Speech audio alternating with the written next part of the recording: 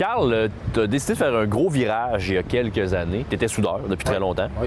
Tu as décidé de devenir éducateur spécialisé, donc commencer le cégep, repartir à zéro. À quel âge tu as commencé ça? J'ai commencé ça à 43 ans. 43 ans. 43 ans. Toi, t'es intimidant quand même de repartir à neuf dans la quarantaine puis de changer complètement de carrière. C'est sûr que ça fait peur, c'est intimidant. On se demande si la montagne va être facile à gravir, puis à un moment donné, on se lance. Puis... Qu'est-ce qui t'a donné le goût de faire ce changement-là dans ta carrière? Je te dirais que c'est en 2010, après ma séparation, je commençais à me remettre en question sur un paquet de trucs et je réalisais que mon métier, je ne pourrais pas faire ça jusqu'à 65 ans. Mon corps me parlait et du coup, je suis allé consulter un orienteur et après ça, on m'a conduit vers l'éducation spécialisée et j'ai sauté dans le bateau puis je suis parti. C'est un long parcours parce que tu partais sans cégep, donc tu avais tous les cours de base à faire. Ça a pris plusieurs années. Ça a été quoi les principaux obstacles sur ta route?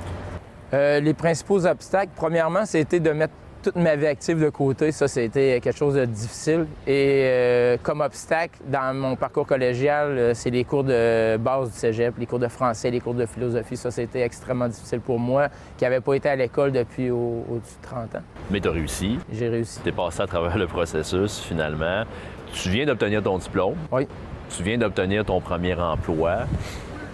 Quand on regarde ça, là, ça en a valu la peine, tous ces sacrifices-là? Ah oui, ça en a valu la peine. Ça, il n'y a aucun doute là-dessus. Je réalise que tout est possible et que mes efforts y ont mené au résultat attendu. Le moment le plus marquant de ton parcours, c'est définitivement ton stage en France, c'est ça? Ça, c'est sans aucun doute. Quand je suis allé à la rencontre de mes nouveaux amis du Nord, des gens incroyables. À Roubaix, en France, À c'est Roubaix, ça? en France, Ouais. oui. Oui, à Roubaix. J'ai fait un stage dans ma dernière session dans le nord de la France. C'était au-delà des études, c'était une expérience de vie incroyable avec mes amis de Roubaix. Là. Qu'est-ce qui fait que tu vas être un bon éducateur spécialisé, selon toi? Je pense que j'ai un parcours de vie que je peux partager auprès des gens que je vais rencontrer dans mon parcours. J'ai eu 3 enfants, donc j'ai quand même de l'expérience au niveau familial. Je suis quelqu'un de persévérant, de bienveillant. Je pense que j'ai choisi ce métier-là parce que j'avais envie de faire une différence. Qu'est-ce que tu dirais à quelqu'un qui nous regarde, là, puis il n'est pas nécessairement heureux dans son travail, ou il a le goût de changer, mais il sait qu'il va avoir des obstacles, que ce ne sera pas facile, tu aurais le goût de dire quoi?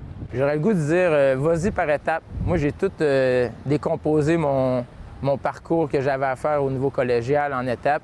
Et quand tu suis les étapes, tu ne te décourages pas, tu vas chercher l'aide quand tu en as besoin.